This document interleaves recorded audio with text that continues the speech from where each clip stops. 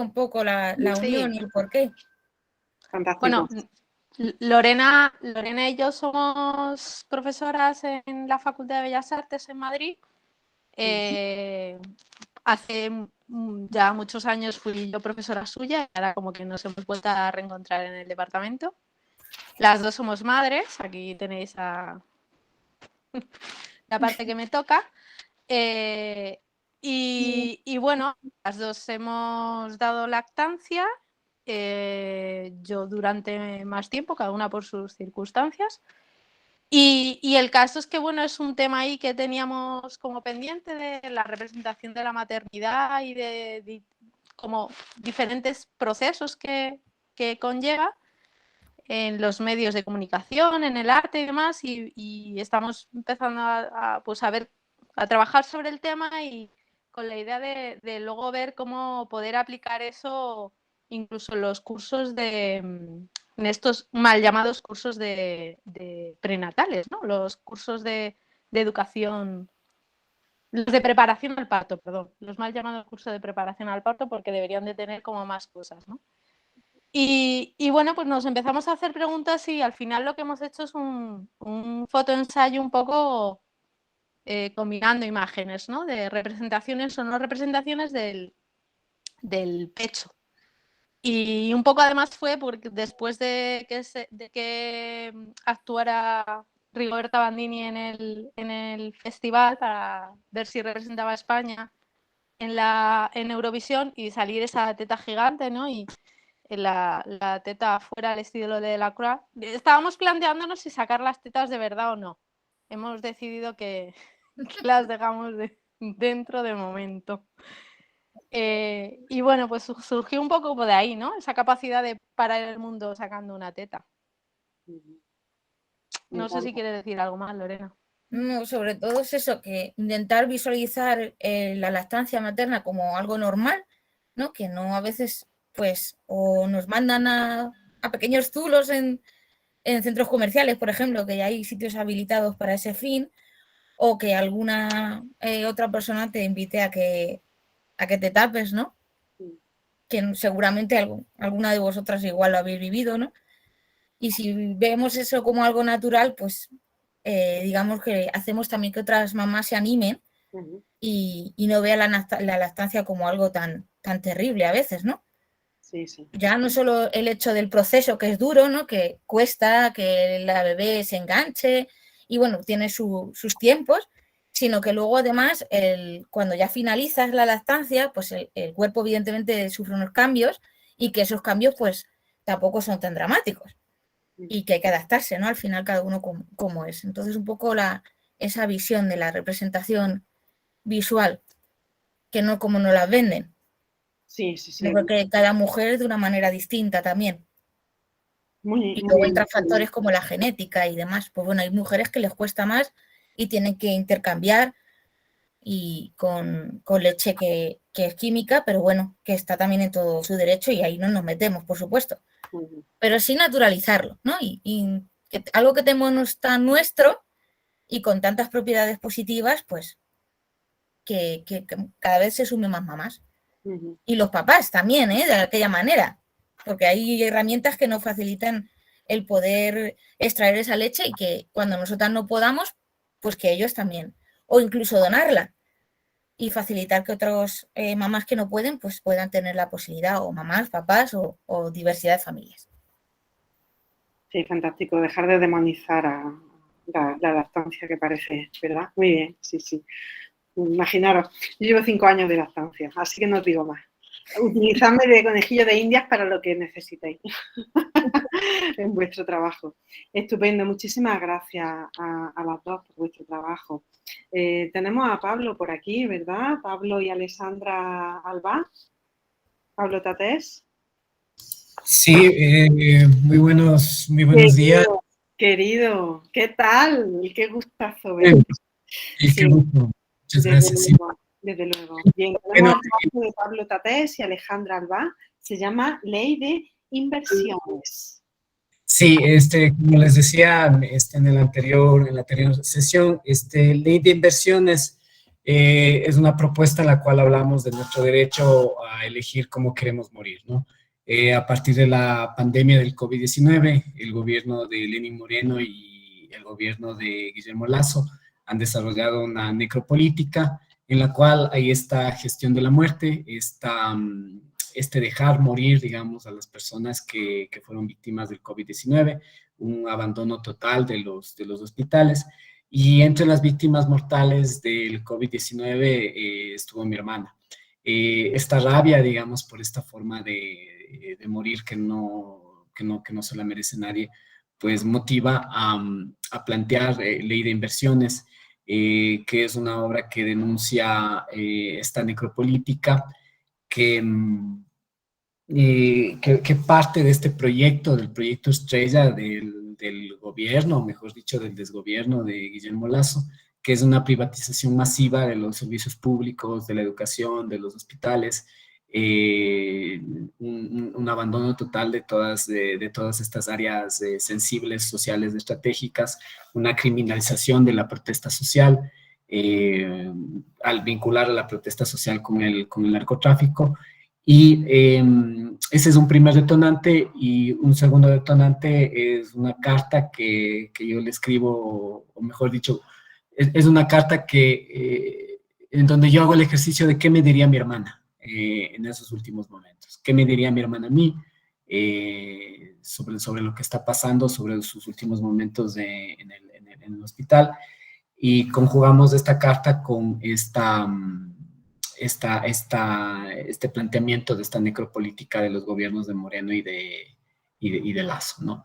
Y ahí tenemos Ley de Inversiones, que es una obra corta de 15 minutos, que, como decía Alejandra, al presentarla en la Facultad de Artes de la Central, pues generó una repercusión, digamos, importante, porque al final intervenimos una pared blanca de un aula de la Facultad de Artes, y esto generó pues algún incomodo ahí a la autoridad, que empezó a buscar archivos expiatorios y fantasmas donde no habían, pero que nos reveló mucho sobre las relaciones de poder que se están manejando a nivel institucional, ¿no? Entonces, fue muy interesante esa reacción. Eso por el momento. No sé si hay alguna pregunta sobre eso.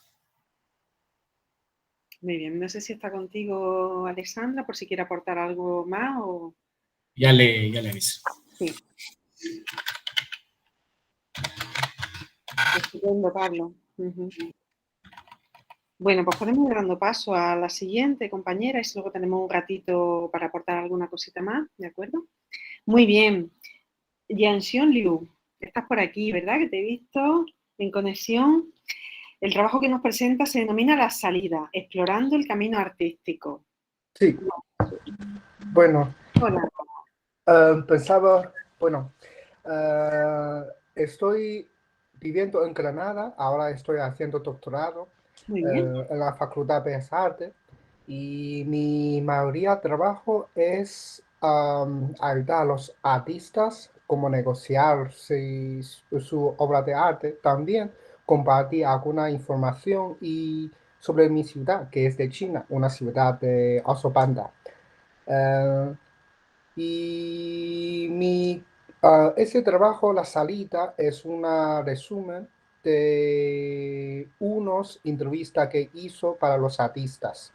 Y son artistas de Francia, de Inglaterra, y también tiene artistas de flamenco que es de Granada. Bueno, son una colección, y seleccionado casi 6 artistas. Ellos tienen común, todo está viviendo o nacido en Granada. Así que por ello, empezar a conocer la parte de arte, el mercado, y cómo ellos haciendo su trabajo y qué problema ellos tienen y cómo para solucionar, y el plan del futuro como ellos. Así que yo hice ese trabajo. Bueno, quería ayudar a ellos, pero la mayoría es para enseñar la situación de los artistas, cómo sale desde desde principio de ello hasta ahora con diferente influencia como COVID, pandemia y la crisis económica, algunas cosas.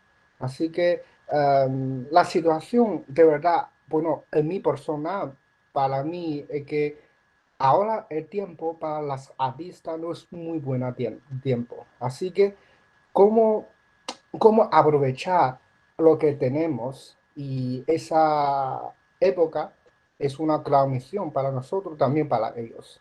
Pero ese trabajo tampoco no es de nosotros solo, también tiene que tener ayuda de gobierno o alguna asociación. Así que em, em, la parte de educación, la parte de organización, apoyo, son cosas importantes para toda la gente.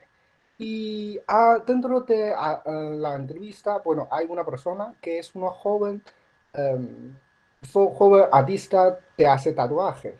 Me la cuenta alguna cosa muy interesante, porque hace tatuaje hasta ahora es una moda, pero antes la idea de ellos son un poquito la parte de mafia o la gente encarcera. Pero ahora la gente, incluye mayores, se ha cambiado su idea. Así que es una cosa poco a poco ha sido una moda, pero hay una cosa muy interesante, ellos me cuentan, es hasta ahora, aunque muchísima gente quería hacer tatuaje, pero para los diseñadores no hay escuela, no hay lugar para que ellos haciendo ese trabajo. También para principio la gente hace tatuaje, no tiene plataforma para hacer práctica. Por ejemplo, hace tatuaje, necesito una persona, pero con nosotros conocemos, hace tatuaje, solo para una persona es una dibujo para toda la vida. Así que si no tiene experiencia, plataforma para hacer esa cosa, es difícil. Así que cómo hacerla es una cuestión. Así que como esa cosa hay muchísimos problemas y necesita nosotros buscar otra forma para ellos publicar o una plataforma para ellos que hacerla. Así que, bueno, yo hice una página web y consume muchísima entrevista con la gente para que vosotros, si interesa, pueden entrar a mi página web para ver la información de las entrevistas y para conocer más. Porque para mí ahora lo que puedo hacer es que resumir y ofrecer una cosa para que ellos pueden poner más gente conoces. Así que, bueno, luego voy a enviar ese enlace a vosotros. Si vosotros interesa, pueden entrar a la página web para ver la información. Si bueno, podría, Jansion, podrías compartir, si quieres, por aquí, por el chat, la página, por si podemos consultar ahora, ¿vale? Vale. Eso es todo. Muchas gracias por vuestra atención.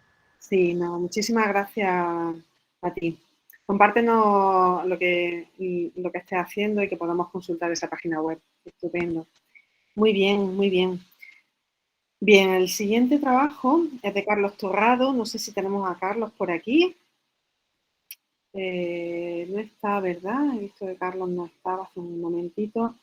Bueno, también tenemos su trabajo que se denomina Cuerpos que se afectan, Cuerpos del encierro, frontera, que podéis consultarlo si no se puede conectar. Bien, continuamos con el siguiente, que creo que tampoco ha podido conectarse, o a lo mejor está conectado con alguna compañera, algún compañero. Rafael Martínez Mercado, ¿estás por aquí, Rafael? Sí, yo sí estoy por aquí. Hola. Sí que está Rafael Meme, está... ¿Estoy oculto? Oculto, desde luego. Verte, Rafa, estupendo. Bien, el trabajo de Rafa se denomina ¿Debemos escuchar música? Reflexiones en torno a cultura, industria y redes. Me alegro mucho de volver a verte, Rafa. Pues gracias. Somos todos oídos.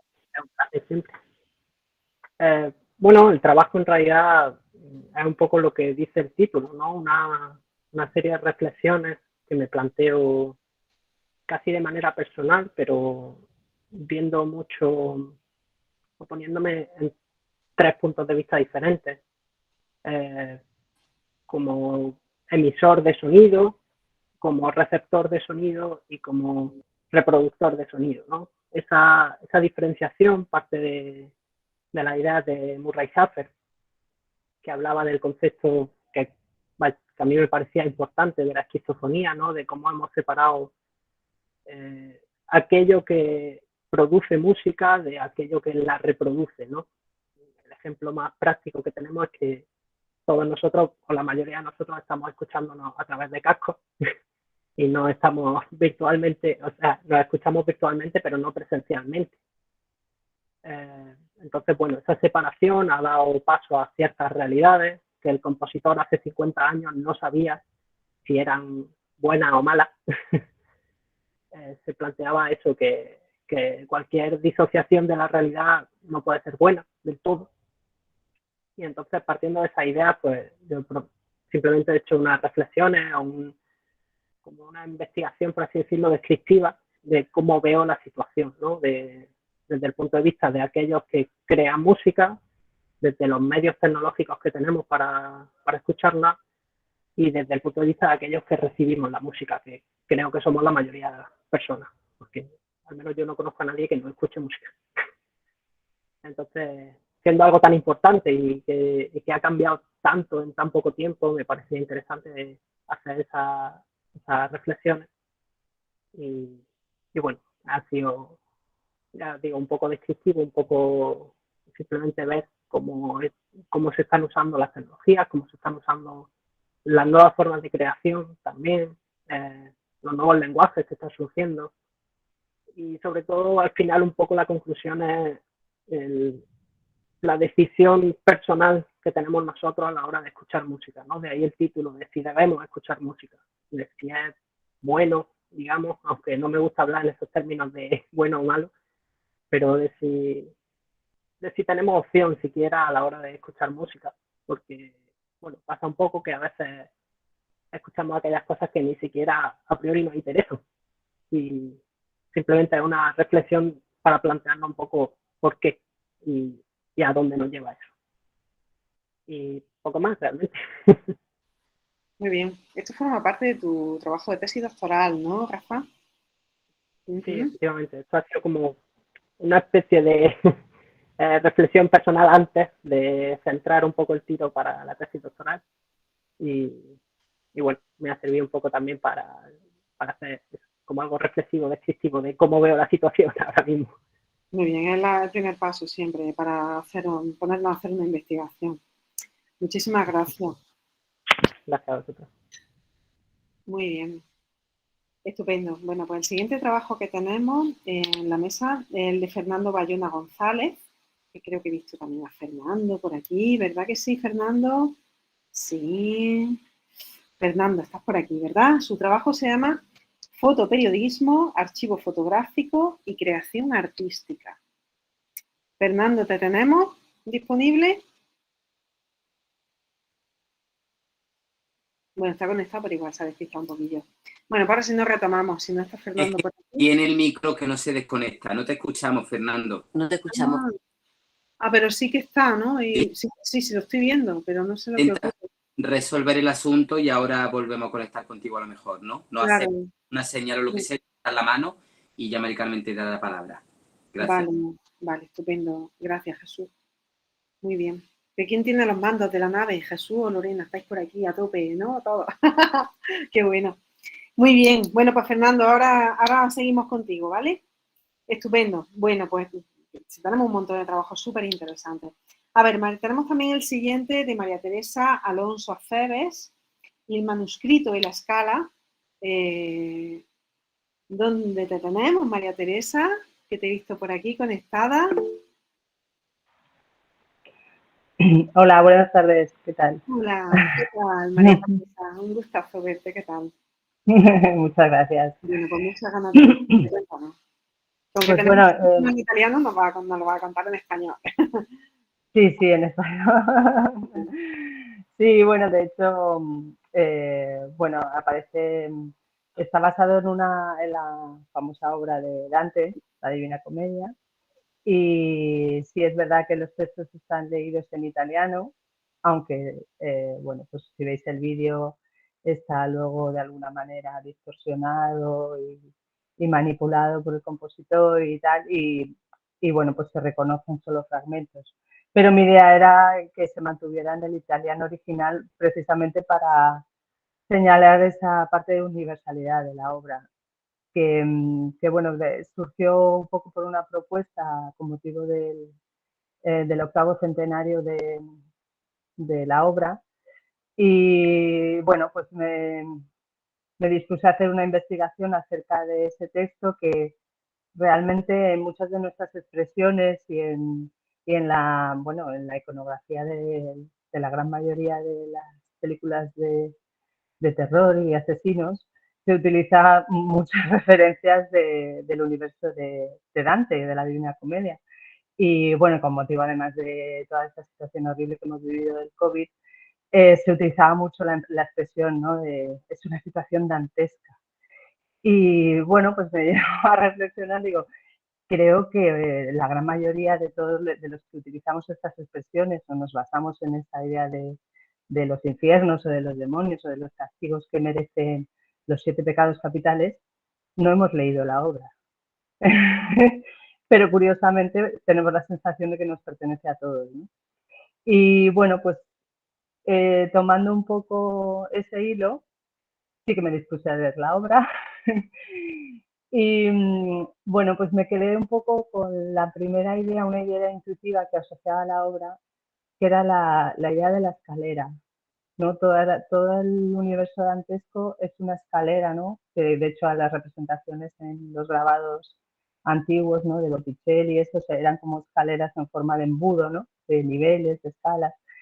Y en una estancia que tuve la suerte de disfrutar en Roma, gracias a la beca de la Academia de España, pues tenía una verdadera colección de fotografías de escaleras renacentistas.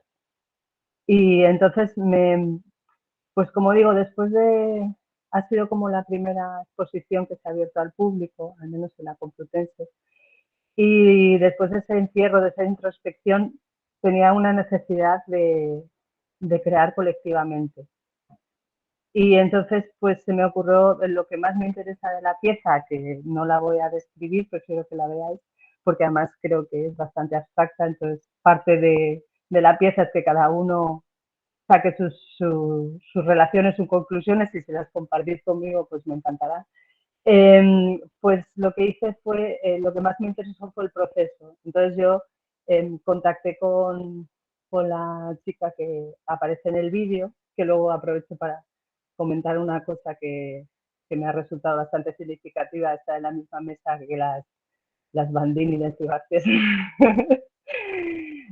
Bueno, pues nos pusimos en una sala y yo le dije, bueno, yo te voy a proyectar una serie de escaleras o de imágenes, no todas eran escaleras, eran imágenes que yo seleccioné que asociaba a la idea esta de lo que me transmitía la Divina Comedia.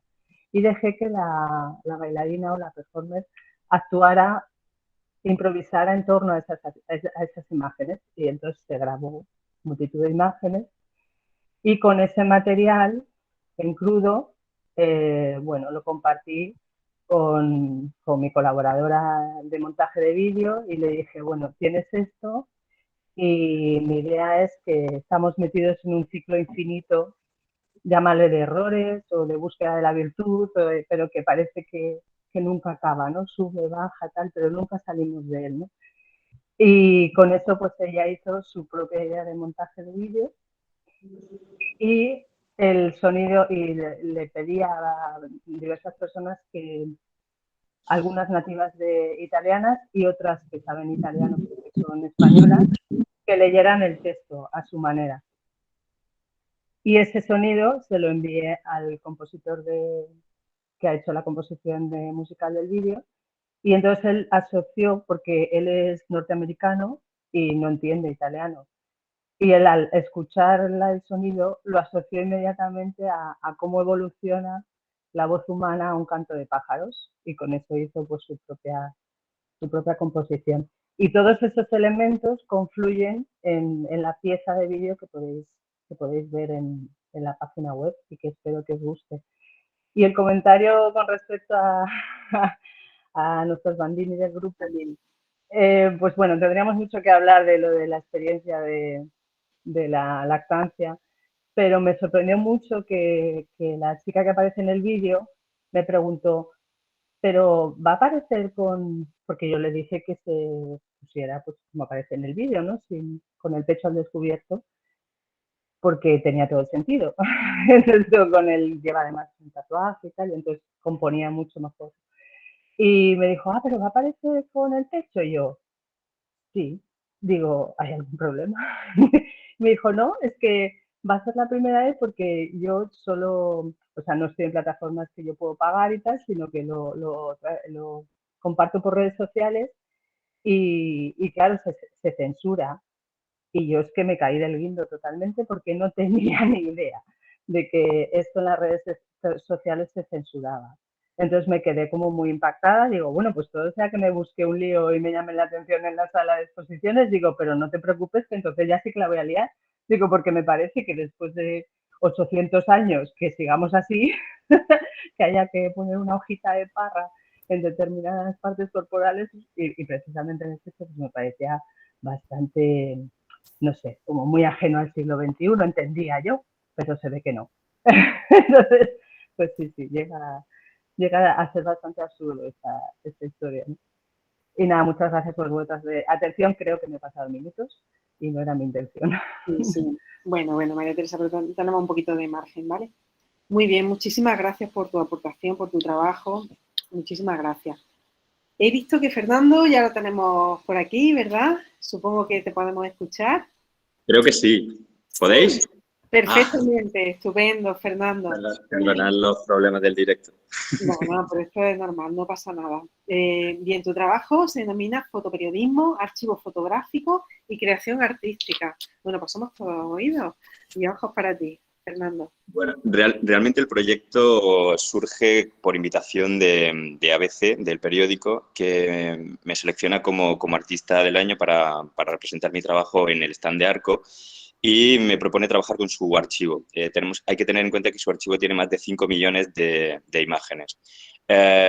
Basándonos en esta imposición, me pedía que produjese obra nueva, fotográfica, basándome en la suya. Así que lo que hago es seleccionar entre 700 y 1000 imágenes utilizando palabras clave. Estas palabras clave se fundamentan en los 7 hitos que, a mi juicio, han modificado la percepción de la contemporaneidad en el último siglo. Así que, utilizando estas, que sería la Primera Guerra Mundial, la Segunda Guerra Mundial, la Guerra Civil Española, la llegada del hombre a la Luna, empiezo a indagar cómo el programa que gestiona toda esta cantidad tan ingente de imágenes, cómo las cataloga, y lo hace con palabras clave muy concretas. Así que lo que hago es utilizar esas palabras clave que archivan estas imágenes que a mí me interesaban para meterlas nuevamente y obtener imágenes, otra cantidad de imágenes nuevamente. Así que lo que hago es, por ejemplo, utilizar los 100 bombardeos más importantes del último siglo que han modificado nuestra percepción de la contemporaneidad y por ende la sociedad contemporánea, y los estratifico en orden cronológico superponiendo las imágenes, de tal manera que sería como representar un periódico si le quitásemos el papel y nos quedásemos solo con la tinta. El caer todas las imágenes una encima de otra generaría una especie de imagen borrosa, como si fuese los trazados de un carboncillo, y visualmente el ojo humano lo percibe como esto, como una cantidad de líneas que no tienen forma. Solo que lo que obligo al espectador es a visualizarlo a través de la pantalla del teléfono móvil, de tal manera que los software de enfoque que ya tienen nuestros teléfonos inteligentes, lo que hace es dar mayor nitidez a lo que el ojo humano no ve y invito a que el espectador pueda recorrer toda la superficie de las imágenes fotográficas que he generado con el móvil, de tal manera que es un poco un juego a cómo vemos la realidad actualmente a través de las pantallas de nuestros laptops, de nuestros teléfonos móviles, de cualquier un dispositivo tecnológico, para ver una realidad que al final es una especie de metarealidad.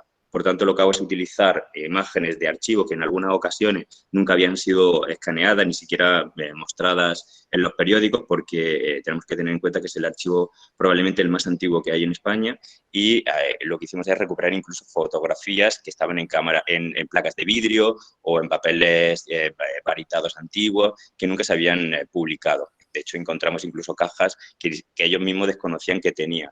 Así que utilicé todo este material para componer un proyecto nuevo, de tal manera que las imágenes que la gente hacía a través de sus móviles los invitaba a que utilizasen el hashtag para publicarlo nuevamente en Internet, utilizando el hashtag que es el título de la propia obra, que es la palabra clave que había utilizado para encontrar todo esto. Dicho así, sé que es súper complejo. Si vieses la imagen, invito a todos los asistentes a que echéis un vistazo al material y así podréis entender mucho mejor este proyecto que a priori, y dicho así, parece súper complejo. No me quiero ceder del tiempo. Si tenéis alguna pregunta... Podemos consultar el hashtag también, podemos ver un poquito, ¿o no? Sí, sin problema.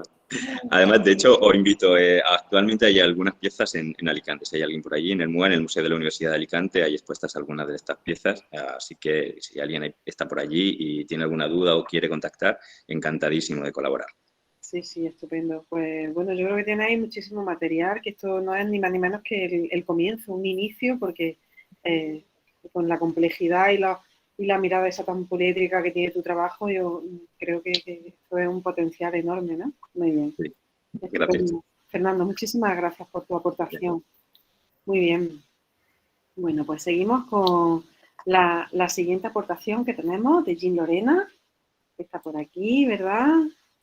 Hola, buenas tardes. Hola, ¿qué tal? Bien. Muy bien. Bueno, vamos. ¿Te estás presentando? Sí, se llama el diseño de las portadas de... No. Ahí ha habido un error porque sea... Arqueología de la expresión. Exacto, ahí. Arqueología de la expresión, estupendo. Muy bien. Lo hace en colaboración con Sola. Es que hay una parte que habéis puesto en algún sitio que se solapa, lo ha hecho el ordenador automáticamente y ha metido a otra persona al lado mía y la pobre no se le ve tampoco. Sí, pues disculpa, No. Cosas que pasan. Sí. Daniela, que la tenemos por aquí, no está Daniela, pero perdona, en la primera lista que nos fue el PDF se nos ha liado un poco. Sí. Bueno, estamos deseando que nos cuentes arqueología de la expresión, ¿no? Arqueología de la expresión. El trabajo que os mando, que es una narrativa en forma de vídeo, parte de un proyecto que todavía está en progreso y de muchos años, ¿no? No sé si lleva ya 6 años que estoy con eso.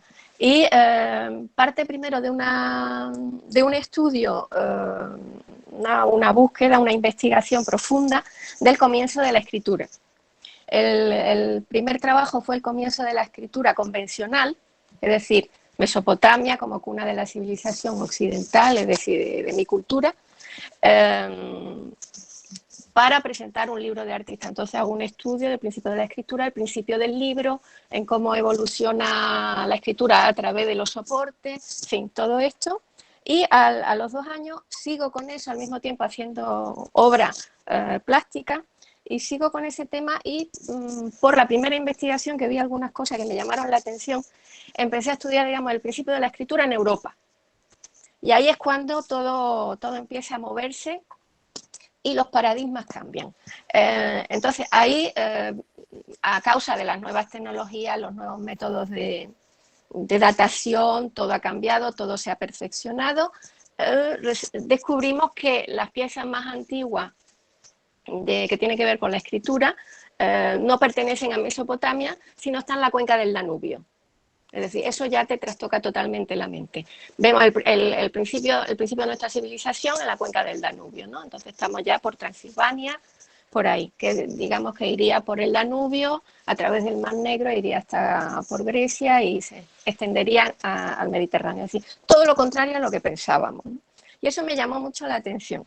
Pero después ya me llamó también la atención, dentro de la investigación, que sabes que vas emprendiendo una cosa, te vas encontrando otra que no te esperabas. Y me encuentro con el paleontólogo Emanuele Anati, que después de toda una vida de estudio por todas las cuevas más importantes del mundo, pues se da cuenta de que hay patrones, de que hay, incluso si las culturas son muy distantes, que hay cuestiones en común y al final llega a una conclusión de que es que el primitivo no decoraba las cuevas, el primitivo se expresaba, y tú cuando tú expresas, creas un lenguaje, sea alfabético o no sea alfabético, tú estás creando un lenguaje. Luego, que el principio de la escritura no es solamente cuando crees que es el principio ya alfabético, no, vamos mucho más atrás, que en la mezcla de pictogramas con ideogramas y lo que él llama, que me encanta, psicodramas, es decir, situaciones, muestra situaciones, ¿no? Entonces, con todo esto que yo llego ya al cambio de paradigma y todo, pues llego después de todo el trabajo y tal, llego a la conclusión de que el principio de la escritura también es el principio de las artes plásticas. Todo este trabajo teórico va unido a un trabajo plástico.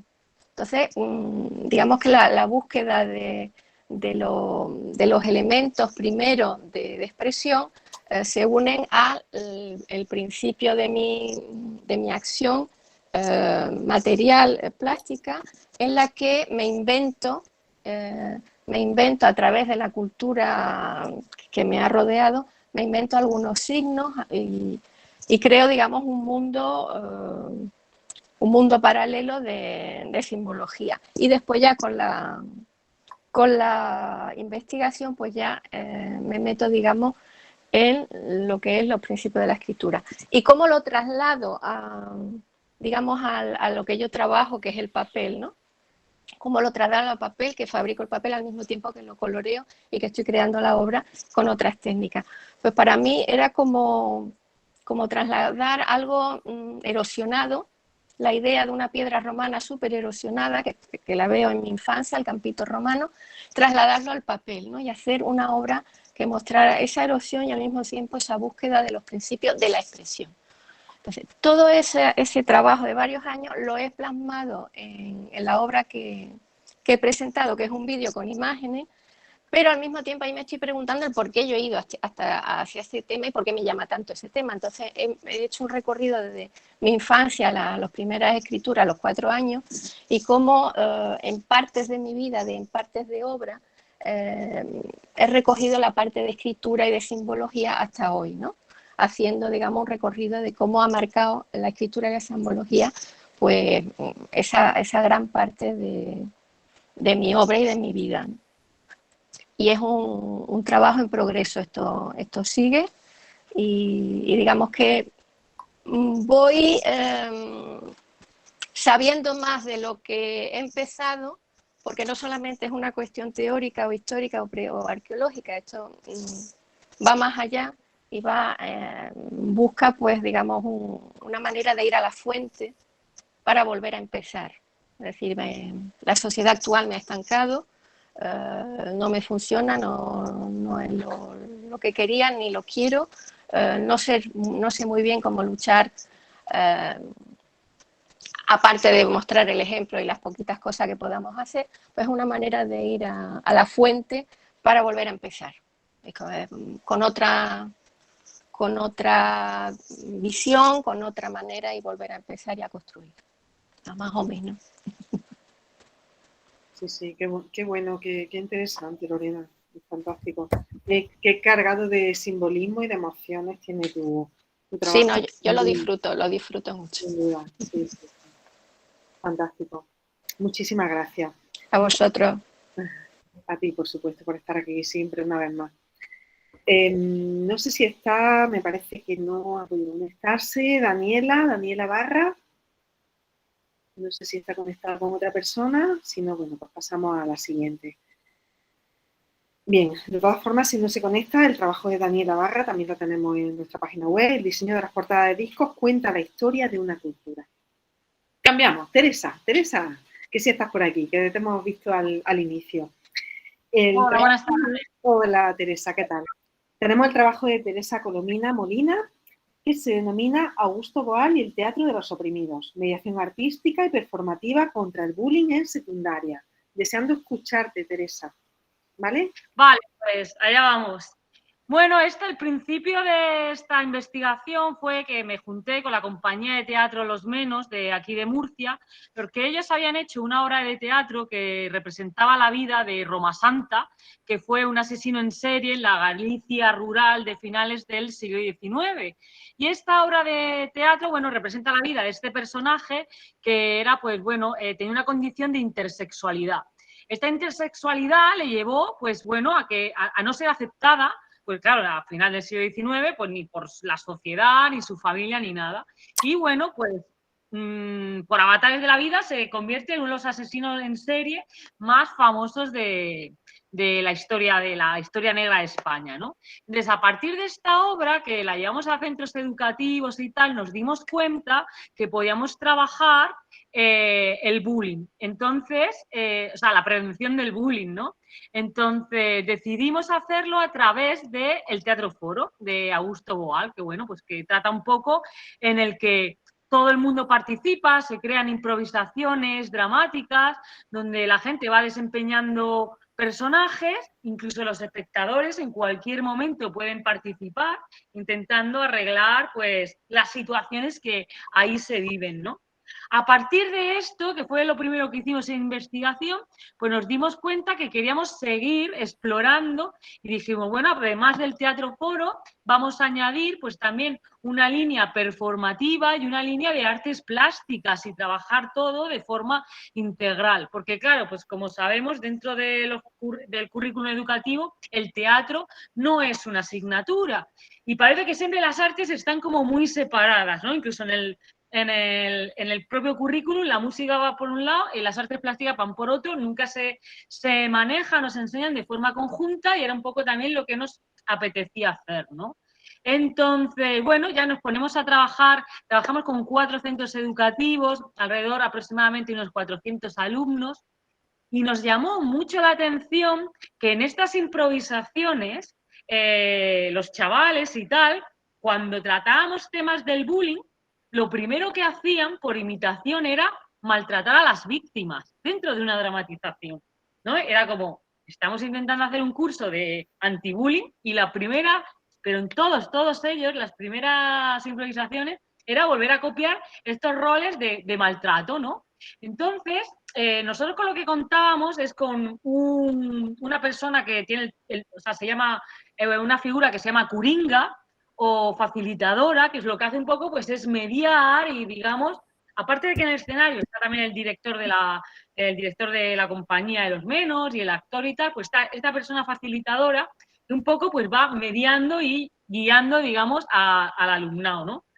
El alumnado, por ejemplo, desconocía cosas como que, pues si ellos no entraban en un conflicto, pues no se sentían culpables o pensaban que ahí no había bullying o que ellos no eran parte del problema como observadores, que era, porque ellos al principio parecía que el problema es, bueno, acosador-víctima, tienen un problema, yo no me meto y tal. Entonces fueron tomando conciencia que, bueno, que ellos como personas que observan, también su actitud va a ser necesaria en cuanto a poder solucionar este problema. Por otro lado, tenemos también que legislativamente, en la región de Murcia al menos, los centros educativos deben de tener un departamento de mediación, pero no suele ocurrir, ¿no? Entonces, también está ocurriendo aquí en Murcia, igual que en Castilla-La Mancha y tal, que bueno, que hay partidos políticos de extrema derecha que intentan poner pin parental a todo este tipo de dinámicas y de actividades, ¿no? En contra pues del bullying o del acoso, en cuanto ven las siglas LGTBI o machismo, feminismo, tal, en Murcia está esta posibilidad de vetar. Entonces, bueno, pues a veces ha sido un poco complicado, pero la verdad que no demasiado. Pero sí que queríamos denunciar esta parte porque nos parece que para lograr una sociedad democrática, pues bueno, todos tenemos que trabajar y tal. Y nada, que al final estuvimos trabajando y bueno, vimos que habían como 2 grandes grupos, ¿no? Dentro de lo que eran las artes y lo que podíamos trabajar a través de ellas el bullying, que era esta parte de expresar emociones a través del cuerpo, de la expresión corporal y tal, y también de la parte plástica y más visual, porque a veces había Porque claro, algunos de los alumnos con los que hemos trabajado, pues alguno había sufrido bullying y no era consciente, o alguno había sufrido y no se atrevía a exteriorizar. Entonces también luego, cuando esto lo veíamos, nosotros ya, porque nosotros somos nada, artistas, que no somos psicólogos ni nada, derivábamos o hablábamos con los docentes del centro, con el psicólogo, de oye, pues hemos visto esto. Pero a través de los dibujos también hemos visto como muchas escenas y cosas que a lo mejor le ha pasado a los estudiantes a lo largo de su etapa estudiantil, a lo mejor en otras etapas más pequeños y tal, pero que al final hay en los centros educativos más personas que han sufrido bullying y tal que lo que parece a simple vista, ¿no? Y nada más, no quiero comerme más tiempo. Sí, no, Teresa, muy bien, muy interesante, desde luego, y utilizar el teatro contenido muy interesante para trabajar este tema. Muy bien. A ver, tenemos por aquí a Irene Ortega, Lidia García y María Gil. Si no están las tres compañeras, seguro que Irene por aquí, es posible. Sí, por lo menos parte. ¿Verdad? Sí. Hola. Hola, chicas, ¿qué tal? Irene está con problemas de cobertura, así que defendemos la propuesta. No hay problema, estupendo. Muy bien, pues bienvenida. Vuestro trabajo se denomina ¿Cuántas veces te han preguntado cómo está en la universidad? Una línea del tiempo de cuidado colectiva de la Facultad de Bellas Artes en la UCM. Encantada de escucharos. Gracias. Pues nada, lo que os hemos presentado ha sido la digitalización de un eje cronológico que pusimos a disposición de nuestras compañeras de la Facultad de Bellas Artes. Se nos acopla un poco con Teresa, creo que es. Teresa Colomina, porfa, el micro.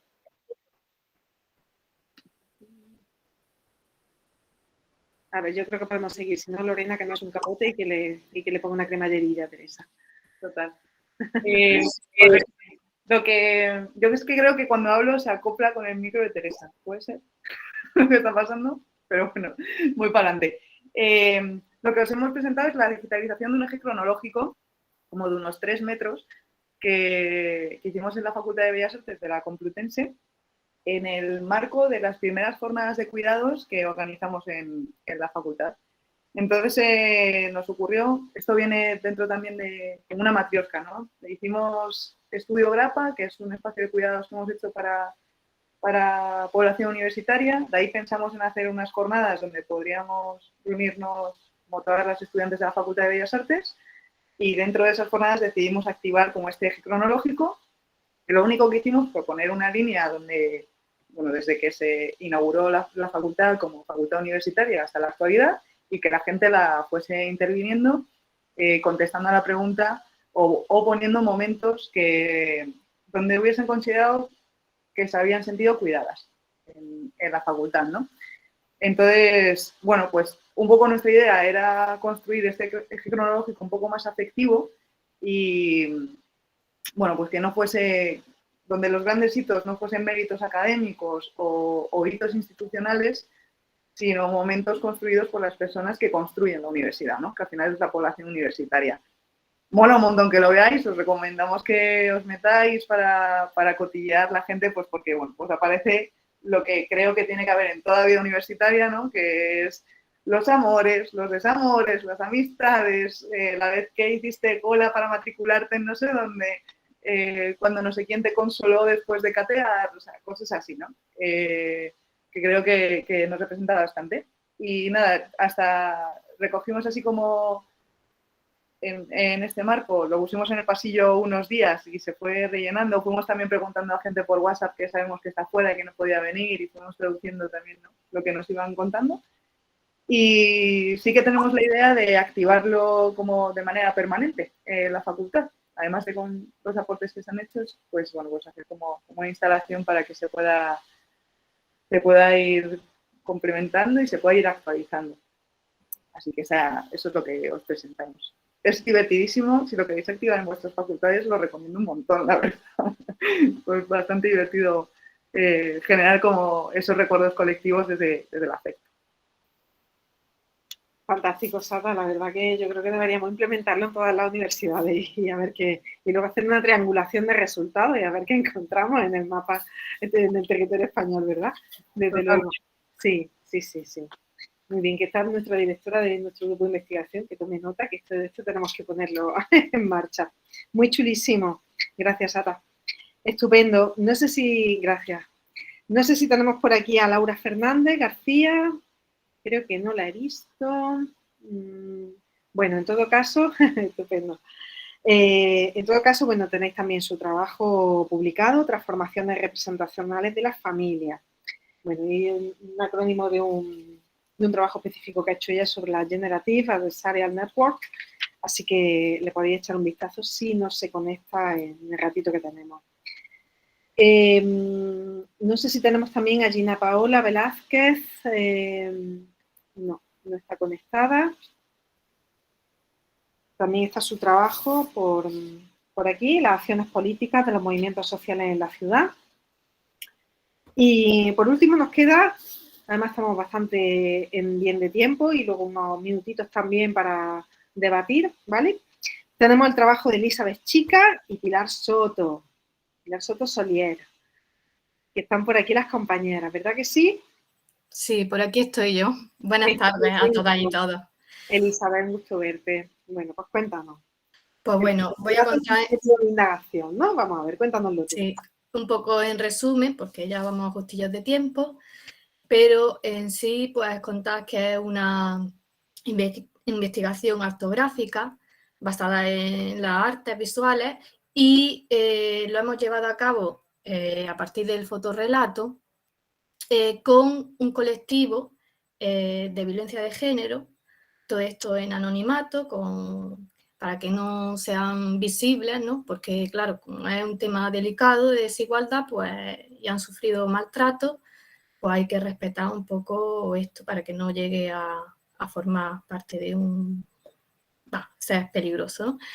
Y utilizando la imagen, la fotografía como imagen y un texto narrativo breve para expresar esos sentimientos y emociones que han sufrido de una manera para hacerlo visible socialmente y que se pueda conocer. En el caso de poder socialmente prevenir, ¿no? A lo mejor a jóvenes y otras mujeres que puedan detectar a tiempo este maltrato y puedan así pues romper la relación y prevenir este maltrato. A través de los fotoensayos han expresado sus sentimientos y emociones a través del arte de una manera que han superado este maltrato y también por ello es un empoderamiento personal. Han podido transmitir plasmando esos sentimientos y emociones escénicas, ¿no? Y llevándolo a cabo en el área de igualdad del ayuntamiento junto con una asociación, ¿no? De Motril, que yo soy de Motril, y allí lo he realizado. En un centro que es cerrado, pero tiene diferentes salas, por tanto también existe la posibilidad de recrear esas escenas partiendo de las temáticas que hemos empleado como el ridículo, el miedo, la ira, de esos sentimientos para poder expresarlos. También las fases del maltrato y poder así de una manera que expresen eso tan interior que llevan dentro. Se ha creado con diferentes objetos que podíamos encontrar allí en la misma sala para poder recrear esos sentimientos y emociones de esas escenas y también objetos que también hemos nosotras incorporado. Había también el poder utilizar la sombra o cosas simbólicas, ¿no? Que podrían hacer de esa escena. Y en definitiva, pues se ha dado a poder plasmar esos sentimientos que llevan dentro, mostrarlos también, compartirlos. Se ha creado un grupo de iguales en el que era muy valorado para ellas ser escuchadas, atendidas y y por ellas mismas pues se han encontrado bien porque estaban entre ellas mismas que han padecido ese maltrato. Y ya está, con esto de decir, pues, que si tenéis alguna pregunta. Y muchas gracias. Bueno, muchísimas gracias a vosotras, Elizabeth. Las gracias a Pilar también, en nuestro nombre. Muy bien, pasamos porque creo que Alejandra quiere tomar la palabra, ¿verdad? Aunque Pablo ya ha hecho la... Estupendo. Alejandra, que podamos verte. ¿Qué tal? Pablo ha compartido ya vuestro trabajo, pero bueno, si quiere hacer alguna aportación más, Pablo está por aquí también. Perdón, me encuentro en la universidad y estaba siguiendo la conferencia y por momentos tuve largos periodos de interferencia del Internet.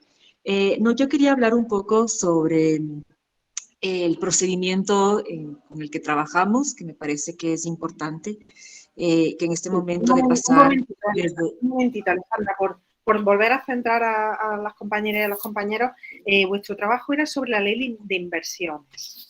Sí, sí, exactamente.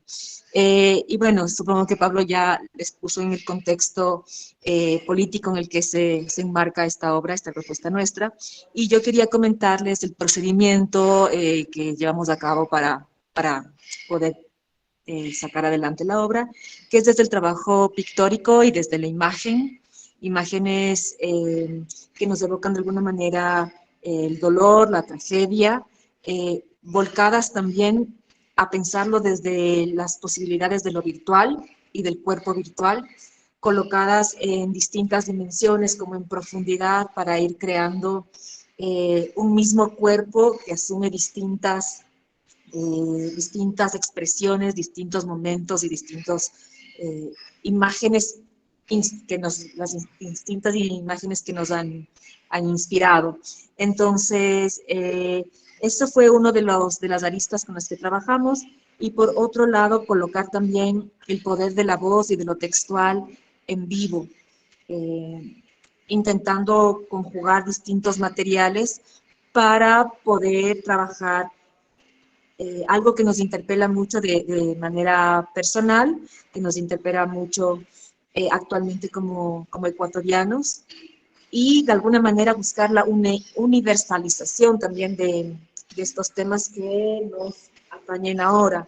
Entonces, pues nada, esto quería comentarles, que me parece que es interesante poder abordar también la investigación, y no solamente desde las necesidades expresivas, sino también desde el eros creativo, que es esto que nos pide a nosotros como artistas hablar, expresar, esto de lo cual no puede salir de nuestras cabezas, de nuestras mentes, porque nos atraviesa de manera vital. Entonces, compartirlo, agradecerles por los minutitos que me han dado, y gracias, gracias.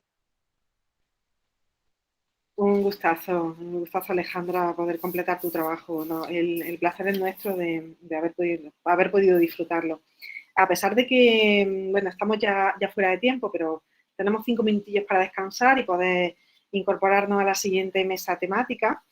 Pero bueno, hemos hablado en esta mesa, ya sabéis que tenéis todos los trabajos publicados en nuestra página web. Se habla de pecho materno, se habla sobre muerte, sobre música, sobre fotografía, sobre teatro, fotorrelato.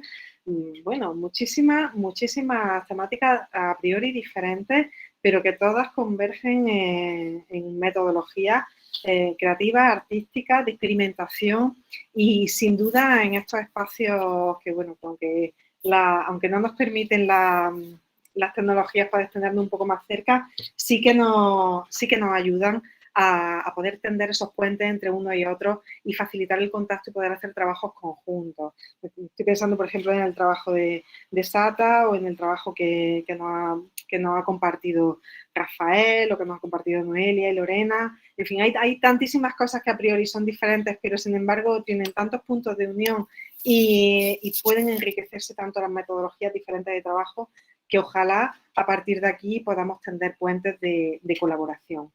No sé si queréis aportar alguna cosita más, algo que que podamos compartir entre todas y entre todos en estos 5 minutillos que nos quedan antes de la siguiente sala. ¿Os apetece compartir alguna cosita más? Sin duda hemos empezado con el gran espectáculo de nuestras compañeras las Bandini, ¿no? Ya os vais a quedar, Noelia y Lorena, os vais a quedar con ese título, ¿eh? Por supuesto. A tope. Un honor, es un honor, pero a la hora de cantar, conmigo que no cuenten.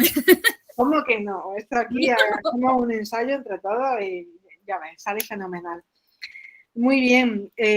¿Alguna cosita que podamos compartir? Insisto, por favor, consultad los magníficos trabajos que están publicados y bueno, ya a partir de cuando pase el verano, ya como ha comentado Jesús, nuestro compañero, antes de comenzar la sesión, por si ha habido algunas compañeras o compañeros que hayan entrado un poquito más tarde, si se han incorporado un poquito después, luego para la publicación, estupendo. Ah, qué bien, hay karaoke después, Lorena. Luego para la publicación pues se dará un periodo para que podáis preparar vuestros trabajos, ¿vale? ¿Alguna cosita más? Paramos, nos levantamos, nos tomamos un cafelito, vamos al baño, bebemos agua, nos abanicamos con estos calores. Nada, ha sido un inmenso placer poder acompañaros en esta sesión. Nos vemos en 7 minutitos en la siguiente sesión, que va a estar liderada por nuestro compañero José Luis Antafélez. Y nada, qué guay, ¿no, Nuria? Lo guay es para nosotros, para nosotras, que estáis aquí en la segunda edición de Cibarte y ojalá que el año que viene podamos contar con vosotras y con vosotros de nuevo, ¿vale? Muchas gracias a todos y muchas gracias, Mari Carmen, por la moderación. Un abrazo. Un beso. ¿Vale?